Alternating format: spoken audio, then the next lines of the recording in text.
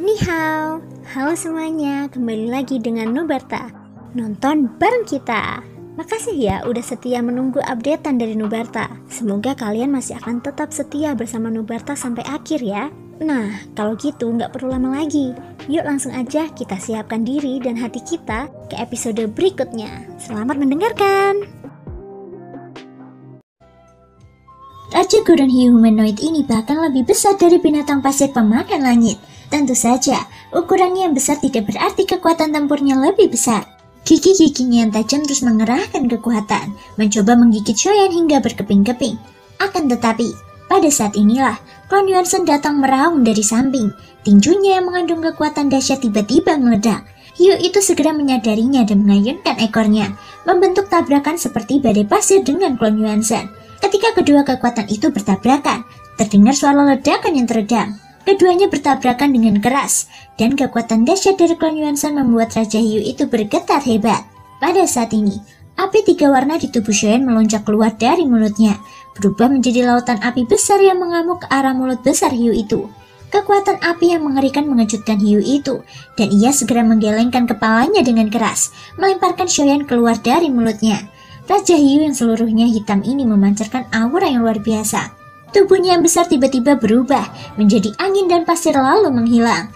Saat berikutnya, ia tiba-tiba muncul di sisi lain, mengayunkan ekornya dengan liar, langsung mengaduk angin dan pasir di sekitarnya. Badai membawa angin dan pasir membuat tempat itu semakin gelap. Shoyan dan yang lainnya tampak berada di tengah badai. Hanya Ye Beijing yang memperlihatkan raut wajah puas. Pandangannya tertuju pada Shoyan, seakan-akan sedang menunggunya meminta bantuan. Meskipun sedikit lebih lemah, tapi tetap terlihat lucu. Ucap Ye Beijing, Raja Hiu Gurun ini tidak mudah untuk dihadapi oleh Shoyan. Lagi pula, ia dapat bersembunyi di badai pasir dan kecepatannya sangat cepat. Sulit untuk membunuhnya dalam waktu singkat. Kecuali badai pasir di sini dihentikan, atau menggunakan metode yang sama ketika dia membunuh binatang pemakan langit ke bawah tanah. Kemungkinan untuk menghabisinya sangat kecil. Namun, Shoyan sudah mencari di sekitarnya dan tanah di sini berbeda dari yang sebelumnya. Sebaliknya, tanah ditembus oleh banyak angin dan pasir. Banyak seluruh daratannya tampak terhubung. Banyak angin dan pasir bersiul keluar dari tanah. Sekarang, Shoyan hanya bisa mengandalkan formasi terlarang yang telah disiapkan sebelumnya. Asal dia bisa mengarahkan musuh ke sana, kemungkinan besar dia bisa membunuhnya. Hewan-hewan luar angkasa di sini jelas berbeda dari makhluk nyata di Sensi. Meskipun mereka memiliki kekuatan yang dahsyat, mereka tampaknya tidak menonjol dalam hal kecerdasan. Seperti yang dikatakan Ye Beijing, ini adalah lipatan ruang yang mirip dengan subdunia. Keberadaan di sini milik sungai waktu yang salah. Mereka sendiri juga eksistensi yang salah. Cepat atau lambat mereka akan menghilang. Pada saat ini, Raja Hiu itu berubah menjadi partikel badai pasir, menyatu dengan angin kencang dan menyelesaikan serangan di badai pasir. Hal ini memaksa Shoyan untuk bergabung dengan Clone Yuansen-nya, karena kekuatan gigitannya lebih kuat dari yang dibayangkannya. Dari kekuatan fisiknya sendiri masih sedikit lemah. Apakah ada cara untuk menghentikan badai pasir? Wajah Shoyan tampak berpikir saat dia bergumam pada dirinya sendiri. Tempat ini telah sepenuhnya menjadi rumah hiu gurun. Yang bisa dilakukannya hanyalah bertahan melawan serangannya berulang kali. Kekuatan tempurnya setara dengan keabadian dewa tingkat keempat. Tetapi ranahnya bukanlah keabadian dewa tingkat keempat yang asli. Kekuatan mereka palsu dan tidak nyata. Kalau begitu, aku hanya perlu menyegelnya. Begitu suara Shoyan jatuh, cahaya keemasan terbang keluar dari telinganya. Itu adalah pilar surgawi yang seukuran jarum. Ukurannya tumbuh dengan cepat pada kecepatan yang terlihat oleh mata telanjang. Dan dalam sekejap, ukurannya menjadi ratusan kaki. Tetapi 100 kaki masih jauh dari cukup. Rencana Shoyan adalah membuat pilar surgawi cukup besar untuk mengubahnya menjadi dinding angin yang dapat menghalangi angin dan pasir. Dengan kendali pikiran Shoyan, pilar surgawi mulai melonjak lagi. 1000 kaki, 10.000 kaki. Pilar yang akan seakan-akan menembus seluruh badai pasir itu mengembun, dan tubuh keabadian fisik super raksasa juga tumbuh dengan cepat. Memegang pilar surgawi dan dengan ganas mendorongnya ke dalam ngarai. Terdengar suara gemuruh yang keras. Pilar surgawi menghalangi badai pasir. Di belakang pilar surgawi, angin dan pasir dengan cepat melambat dan sosok Raja Hiu juga muncul. Hantu paus ajaib. Hiu itu bergerak dan terbagi menjadi 3 klon di badai pasir yang segera meraung ke arah Shoyan. Sayueli mengangkat tangannya dan menebas. Cahaya hitam sabit kematian pun tercurah keluar. Salah satu klon hiu hancur dalam sekejap. Klon hiu yang terpotong menjadi dua meledak dan berubah menjadi kabut pasir dan debu beracun yang segera menyelimuti area tersebut. Dua klon lainnya bergegas mendekat. Xiaoyan mengangkat tangannya dan meninju ke udara.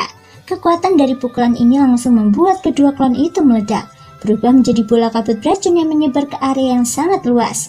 Xiaoyan hanya bisa mundur ke badai pasir untuk menghindarinya. Benar saja, saat Xiaoyan mundur ke dalam badai pasir, tubuh asli hiu itu sekali lagi memperlihatkan gigi-giginya yang tajam bagaikan kristal.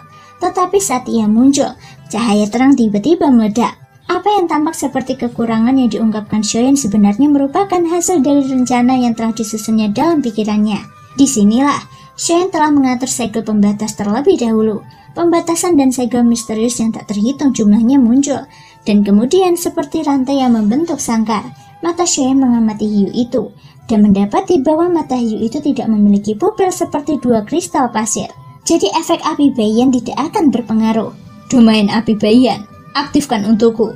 Teriakan Xiaoyan terdengar, karena masalah angin dan pasir tidak bisa dipecahkan. Yang bisa dia lakukan hanyalah menguncinya.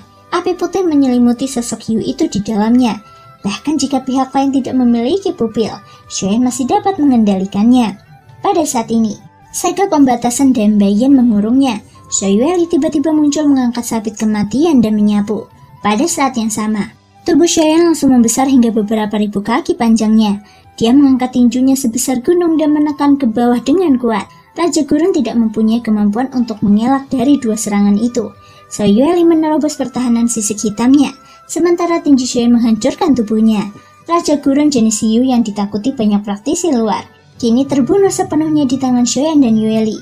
Klon Cincang membuka mulutnya untuk menelan. Kekuatannya tidak diragukan lagi telah menerobos ke tingkat 4 ke alam transenden. Mungkin tidak dapat mencapai kekuatan tempur tingkat keempat yang sebenarnya, tetapi sudah pasti dapat dianggap sebagai kartu truf lainnya untuk Xiaoyan. Akan tetapi, bahkan setelah Klon Cincang berhasil menerobos, Xiaoyan masih sedikit mengernyit. Ayah, apakah ada hal lainnya? Yueli datang mendekat dan bertanya kepada Xiaoyan. Entahlah, aku selalu merasakan firasat buruk. Firasat itu sudah ada sejak aku masuk ke sini, dan firasat itu semakin kuat. Xiaoyan bergumam. Yueli berpikir sejenak sebelum menjawab. Perasaan ini biasanya sangat akurat, pasti ada bahaya yang akan datang. Pak Tua Tianzang pernah berkata bahwa kita harus mempercayai intuisi kita. Xiaoyan menganggukkan kepalanya dan berkata, ya, aku tidak tahu apa krisisnya. Kita harus bersiap sepenuhnya sebelum ini. Bahkan setelah Klon Cincang berhasil mencapai tingkat keempat, rasa krisis belum juga hilang, yang menunjukkan bahwa bahayanya bahkan lebih besar dari yang dibayangkan. Masih ada beberapa binatang luar angkasa di badai pasir, tetapi kekuatan mereka jauh dari cukup. Bahkan jika Klon Cincang melahap mereka, itu tidak akan berpengaruh banyak. Xiaoyan segera mengeluarkan slip giok yang diberikan Feng Xichang dan menghancurkannya di tangannya. Jika kita dapat melahap binatang buas berbahaya yang disebutkan tadi, kekuatan Klon Cincang dapat ditingkatkan lebih jauh. Aku ingin tahu apakah ia dapat mengatasi krisis ini. Ayo jalan. Xiaoyan tidak ragu-ragu. Dia harus pergi mencari anggota tim Fearless dan memanfaatkan setiap kesempatan untuk meningkatkan kekuatan tempurnya. Terima kasih semua sudah mau mendengarkan dari awal sampai akhir. Sampai jumpa di episode berikutnya.